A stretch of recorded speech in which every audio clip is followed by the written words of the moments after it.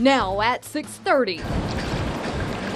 River levels rising. There is an expected closure of the interstate sometime today. Interstate 10 East preparing to shut down. Helpless. Everything we've known is gone. Homeowners escaping flooded homes. If we don't get more sandbags, we're going to be flooded out. 12 News flood coverage starts now. Live from Southeast Texas, 12 News at 6:30 starts now. Continuing team coverage tonight of the severe, relentless flooding throughout Southeast Texas. Welcome to 12 News at 6:30. I'm Vanessa Holmes. Take a look at this exclusive footage behind me from high above the Sabine River. You can see here the water completely engulfing houses in Orange County, flooding train tracks in Orange County. They're not passable. They are unpassable at this hour. Then right here, that water creeping onto Interstate 10. The Sabine River so high, Louisiana State Police have shut down I-10 westbound lanes. We have team coverage tonight of the flooding, and we begin with Rebecca Trejo, who is live on Interstate 10 with the latest on conditions there. Rebecca. Vanessa, I want to show you some of the water creeping up here on Highway 87 and I-10 in Orange. It's still passable, but cars are slowly creeping by the high water. And I want to remind you that I-10 eastbound into Louisiana remains open. Any cars that pass by here, they're not going to be able to make a U-turn until Highway 27 in Sulphur, because many roads in Louisiana are flooded out too. However, if you want to get back into Texas from Louisiana, it'll take you at least an hour and a half. There was standstill traffic on I-10 westbound coming from Louisiana because those lanes are closed at the Texas-Louisiana state borderline. And an alternate route you can take, according to the Louisiana Department of Transportation and Development, is Highway 190 up in Newton. That is now open. You cross the Sabine River.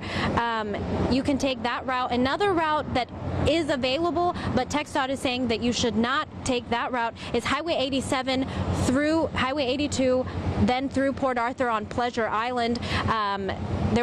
We were coming up there, and there was a lot of traffic on the Martin Luther King Jr. Bridge coming from Louisiana into Port Arthur, and we actually even saw Chief Mark Blanton at the red light controlling traffic, and I asked him what he was doing out there. He told me he's trying to see how he can control the traffic coming into Louisiana because of the I-10 westbound closure for people that want to get from Louisiana into Texas.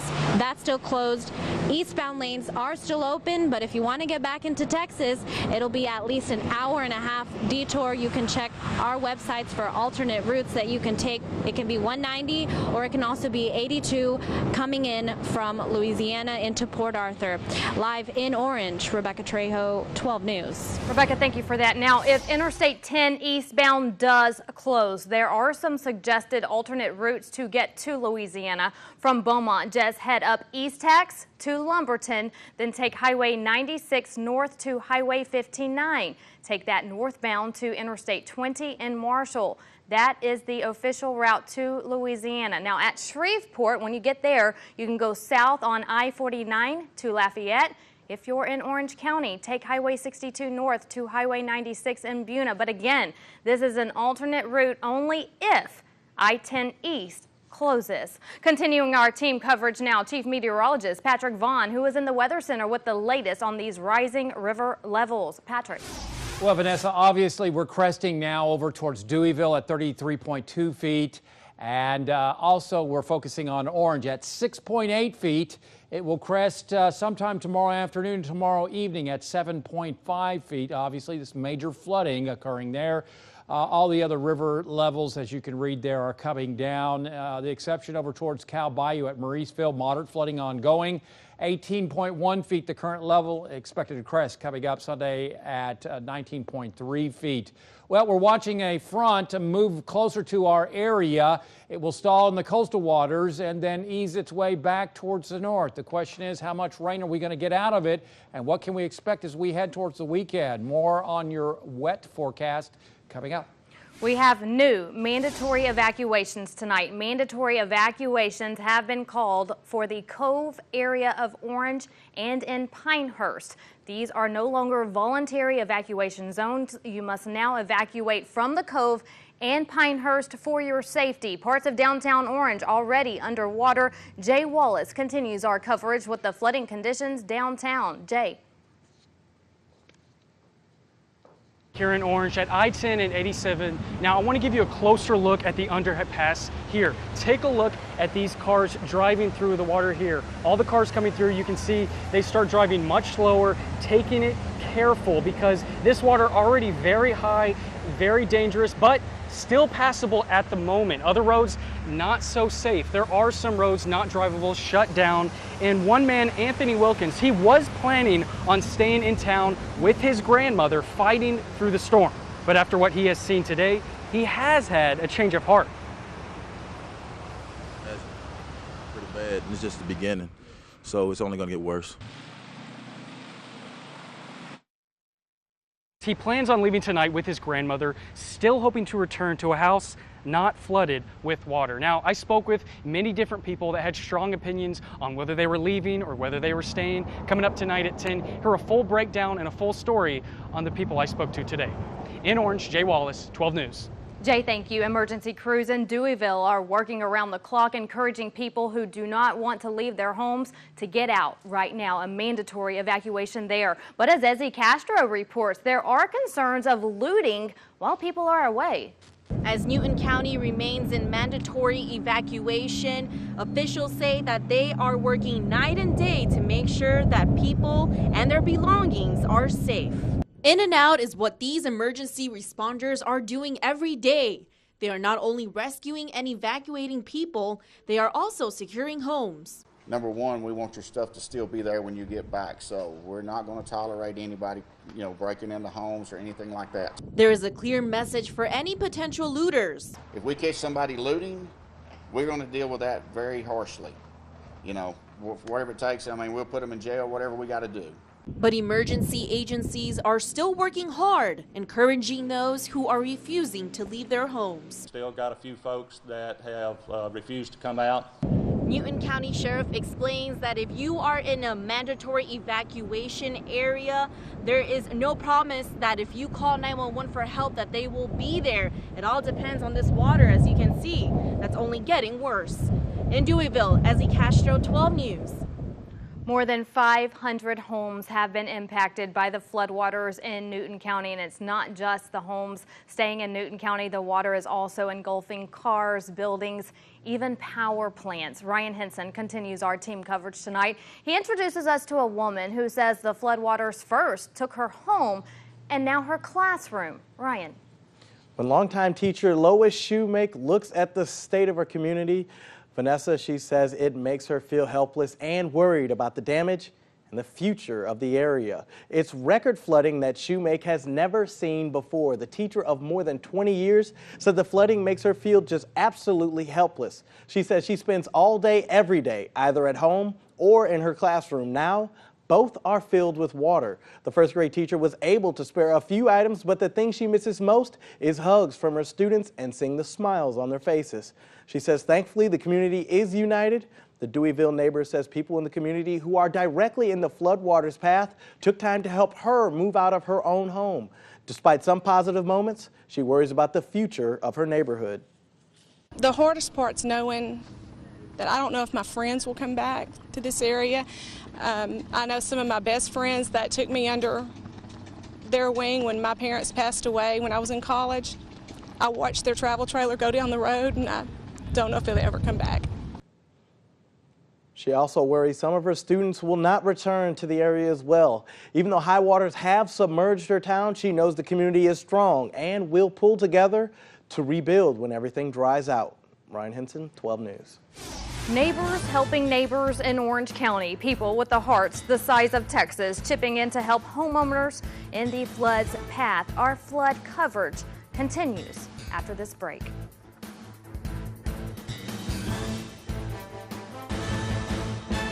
We're back, continuing our 12 News flood coverage. Homeowners in Orange are stocking up on sandbags, trying to protect their homes. Take a look at this between 16th Street and Simmons Drive.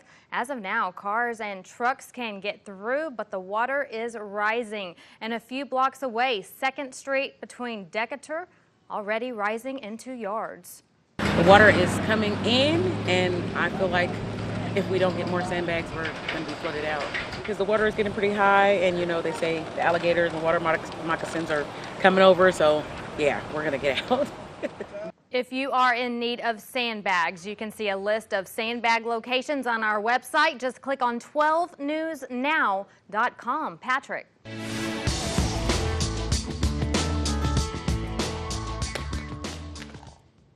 Well, that's a first. Actually dropped my clicker. No, I actually dropped my clicker. Oh, it'll work. Good evening, Southeast Texas. Gotta love live TV. Looking at, we'll call it partly cloudy skies there on the Medical Center of Southeast Texas Sky Cam Network. We're currently at 76 in Beaumont and Port Arthur, 74 degrees over into Orange, and 79 into Jasper. It's still 83, though, up in Woodville. And across the state, temperatures, how about this? A little bit cooler up in toward the Texas Panhandle in the 60s and 70s. Drier air trying to filter on in. 80s elsewhere, however, it's still 92 degrees currently in Laredo. This is all due to a cold front through the Dallas-Fort Worth area, heading towards Tyler, Texas, and also near Laredo. And that front will basically stall because of the winds in the upper levels are out of the southwest. That front will basically pull up stationary and then back to the north as a warm front coming up tomorrow. Slight chance of showers tomorrow. Watch what happens as we take it hour by hour. Here's the front by 9 p.m. north of Huntsville. Chance of showers tonight. By midnight, it's right up along 190. This is light rain. Then it will head towards the coast by 5 a.m. Temperatures close to 60 in the lakes, to the mid-60s in the Triangle. Then it'll pull out into the Gulf and the coastal waters. And then as we head towards the afternoon hours, the front will begin backing to the north as a warm front. Should be along I-10 at 3 p.m. Look at those temperatures into the mid to upper 70s, maybe 80. And then by 5 p.m. it will continue to lift back towards the north. And that, again, could give us a slight chance of showers. So on the Gulf of Mexico, looking at slightly choppy seas around 1 to 3 feet. We're looking at easterly winds at 10 to 15 knots. Water temperature currently 72. High tides tomorrow at 1:08 p.m. and 10:52 p.m. Our forecast tonight, just a slight 20% coverage of showers, becoming cloudy. About 60 in the lakes, the mid-60s in the Triangle. South winds will shift to the northeast behind the front, and then tomorrow we'll see those northeast winds turn back around to the southeast as the front moves back to the north. High temperatures, upper 70s to near 80 degrees. Extended forecast, a green bar day tomorrow with mostly cloudy skies. Thursday, a yellow bar day. That means disruptive weather. We're expecting about a 50% coverage of showers, maybe a few thunderstorms as a series of upper-level disturbances work over the area. Friday, same pattern continues, about a 50% coverage. Then Friday night into Saturday, a strong cold front will sweep through the area, bringing us another round of showers and thunderstorms. Right now, we'll be looking at, temperatures falling as we head towards, say, Sunday, Monday. And in fact, it could be quite chilly coming up. Hard to believe I'm saying chilly. Coming up on Monday morning, around 51 degrees or 41 degrees. That's in Beaumont. Could be upper 30s in the lakes area. And just like that, it starts warming up by Tuesday. All right. A little bit of everything in that forecast. But as you can see, your clicker worked. Yes, it did. But look at the sun right there. Okay. Lots of sun coming up and dry weather coming up Sunday, Monday, and Tuesday. Very good. I like how you did that. You're very talented. And on most days, you can hold on to this very well. It just. Butterfingers. It's okay. You're a busy man. Yes. You've been busy today. Thanks, Patrick. Don't go away. We're answering your questions when it comes to flood insurance. We talk to insurance agent Aaron Johnson when we come back.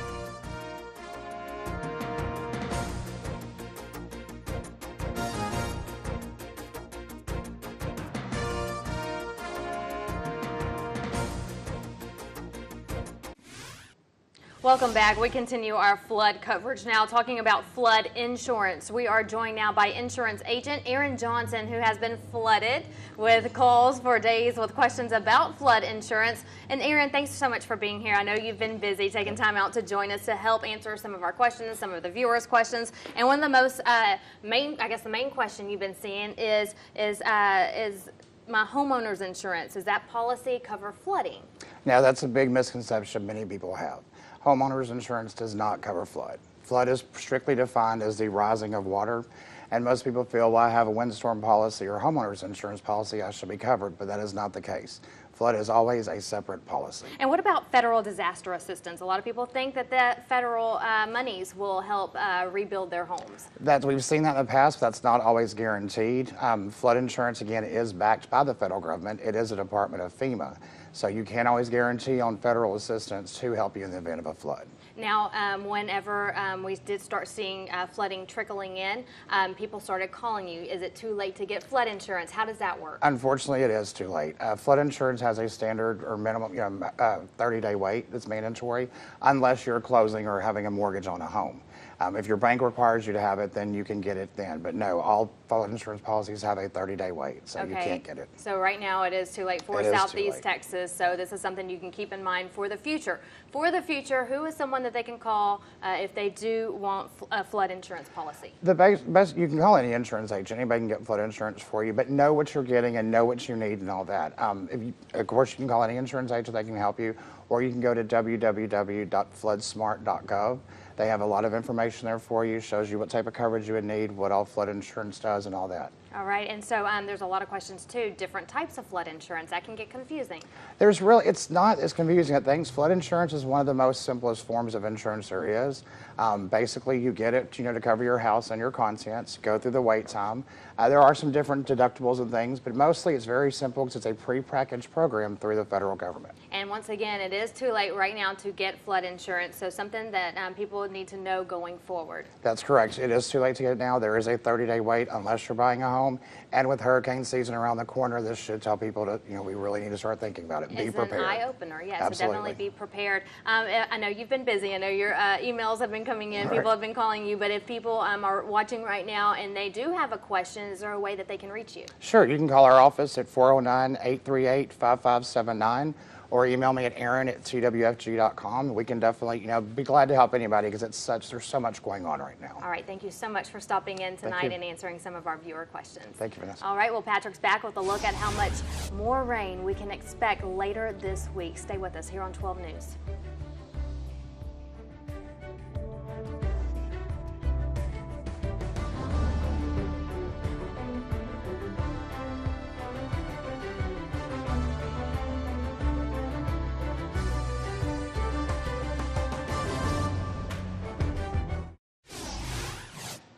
Well, we are expecting more rain in the forecast, and at this point it looks like Futurecast dumping about 6/10 to 7/10 of an inch, so just over a half an inch through Saturday. Could see as much as an inch of additional rainfall.